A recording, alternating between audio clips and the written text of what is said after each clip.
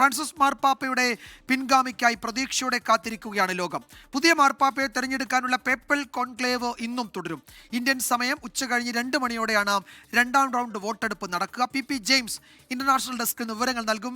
P James, രണ്ടാം round വോട്ടെടുപ്പിന് ഇനി അതിന്റെ നടപടിക്രമങ്ങൾ തുടങ്ങാൻ ഏതാനും മിനിറ്റുകൾ മാത്രമാണ് ബാക്കിയുള്ളത്. എന്തൊക്കെയാണ് വിവരങ്ങൾ? ഇതെത്ര ക്രൂഷ്യലാണ് ഈ റൗണ്ട് വോട്ടെടുപ്പ്?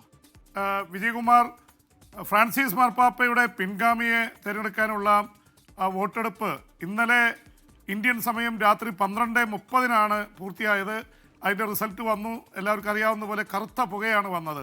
എന്ന് വെച്ചാൽ 3-2 ഭൂരിപക്ഷം ലഭിച്ചില്ല ആർക്കും, ഒരു കർദിനാളിനും. ഈ 3-2 ഭൂരിപക്ഷം ലഭിക്കുന്ന ആളാണ് അടുത്ത മാർപ്പാപ്പയായി തിരഞ്ഞെടുക്കപ്പെടുക. 267ാമത്തെ മാർപ്പാപ്പയായിരിക്കും ഇനി വരുന്നത്. എന്തായാലും ഒരു കാര്യം വ്യക്തമാവുന്നത്, മാർപ്പാപ്പയെ തിരഞ്ഞെടുക്കുന്ന കാര്യത്തിൽ കർദിനാളന്മാരിൽ ബഹുഭൂരിപക്ഷവും ഒരു അഭിപ്രായ സമന്വയത്തിൽ എത്തിയിട്ടില്ല എന്ന് തന്നെയാണ് ബോധ്യപ്പെടുന്നത്. തീർച്ചയായിട്ടും പുരോഗമനവാദികളുടെ ഒരു വലിയ ബ്ലോക്കും യാഥാസ്ഥികവാദികളുടെ ബ്ലോക്കും ഉണ്ട്. 1/3 പേർ വിചാരിച്ചാൽ ഒരുപക്ഷെ ഒരാളെ തിരഞ്ഞെടുക്കുന്നത് തടയാൻ സാധിക്കും. അതായിരിക്കും ഒരുപക്ഷെ സംഭവിച്ചിട്ടുണ്ടാവുക. ഇപ്പോൾ ഏറ്റവും കൂടുതൽ മാധ്യമങ്ങളിലും സോഷ്യൽ മീഡിയയിലൊക്കെ നിറയുന്നത് വളരെ ജനകീയനായ പാവപ്പെട്ടവരുടെ പക്ഷം പിടിക്കുന്ന ചെറുപ്പക്കാരോടും അതുപോലെ തന്നെ മറ്റു പാവപ്പെട്ടവരോടൊക്കെ ഒരുപോലെ പെരുമാറുന്ന ഫ്രാൻസിസ് മാർപ്പാപ്പയുടെ ഏറ്റവും ഇഷ്ടപ്പെട്ട ഏഷ്യൻ ഫ്രാൻസിസ് എന്നറിയപ്പെടുന്ന കർദിനാളാണ്. അദ്ദേഹത്തിൻ്റെ പേര് ലൂയിസ് ആൻ്റോണിയോ ടാഗ്ലെ എന്നാണ്. പുള്ളിയുടെ പേരിനാണ് മുൻതൂക്കം. പക്ഷേ ഇങ്ങനെ 2 ബ്ലോക്കായി നിന്നാൽ ഒരുപക്ഷെ മൂന്നാമതൊരാൾ ഉയർന്നു വരാനുള്ള സാധ്യതയുണ്ട്. ഇറ്റാലിയൻ കർദിനാളന്മാരാണ് നേരത്തെ മാർപ്പാപ്പന്മാരായി വന്നിരുന്നത്, ജോൺ പോൾ 2 മാർപ്പാപ്പ വരെ.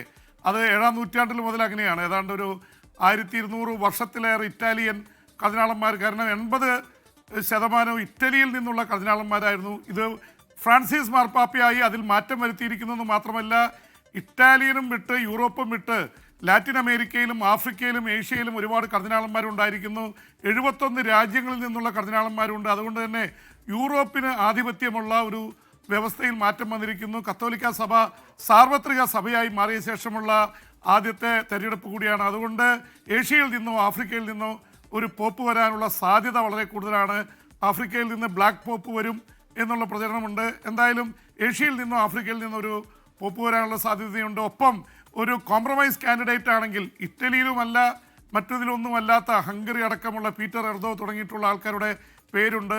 എന്തായാലും രണ്ടാമത്തെ റൗണ്ട് വരുമ്പോൾ അറിയാം വിജയകുമാർ, എത്രമാത്രം ഭിന്നത ഇതിൻ്റെ കാര്യത്തിൽ ഉണ്ട് എന്നുള്ളത്. കാരണം ആദ്യത്തെ റൗണ്ടിൽ ആർക്ക് വോട്ട് ചെയ്യാം, അപ്പോൾ ഒരാൾക്ക് 10 വോട്ട്, ഒരാൾക്ക് 5 വോട്ട്, വേറെ ആൾക്ക് 40 വോട്ട്, ഇങ്ങനെ ആർക്ക് വേണമെങ്കിൽ ഇത് ചെയ്യാം. പക്ഷെ ഏറ്റവും കൂടുതൽ വോട്ട് വരുന്ന 2-3 പേരിൽ ഫോക്കസ് ചെയ്തുകൊണ്ടായിരിക്കും അടുത്ത റൗണ്ട് വോട്ടെടുപ്പ് നടക്കുന്നത്. അതിൽ ഭൂരിപക്ഷം കിട്ടിയാൽ വലിയ അഭിപ്രായ ഭിന്നതയുടെ കാര്യം വരുന്നില്ല. അപ്പോൾ അത് കിട്ടുന്നില്ലെങ്കിൽ അതിൻ്റെ അർത്ഥം ഒരു കൃത്യമായിട്ട് ഡിവൈഡഡ് ആണ് ഹൗസ് എന്നുള്ളതാണ്. അതുകൊണ്ട് ഇത് വളരെ നിർണായകമായിട്ടുള്ള അതാണ്. അടുത്ത ഒരു 4 റൗണ്ട് തെരഞ്ഞെടുപ്പുണ്ട്.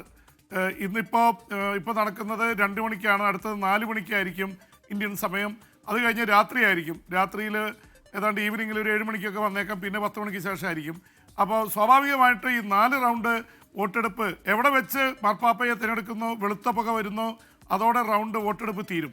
പക്ഷേ ഇല്ലെങ്കിൽ ഇന്ന് 4 റൗണ്ട്, നാളെയും 4 റൗണ്ട് വോട്ടെടുപ്പ് ഉണ്ടാവും. മറ്റന്നാൾ അവർക്ക് ഒഴിവായിരിക്കും പ്രാർത്ഥനയ്ക്കുള്ള സമയം. അത് കഴിഞ്ഞ് പിന്നീടും നീണ്ടുപോയാൽ 7 തവണ ഒരു ദിവസം വോട്ടെടുപ്പ് എന്നുള്ള തലത്തിലേക്കായിരിക്കും പോകുന്നത്. എന്തായാലും ആകാംക്ഷയുടെ ലോകം കാത്തിരിക്കുകയാണ്. 140 കോടി വരുന്ന കത്തോലിക്കരുടെ തലവനെ തിരഞ്ഞെടുക്കുന്നതുകൊണ്ടാണ് ഇത്രയും വലിയ ആകാംക്ഷയും.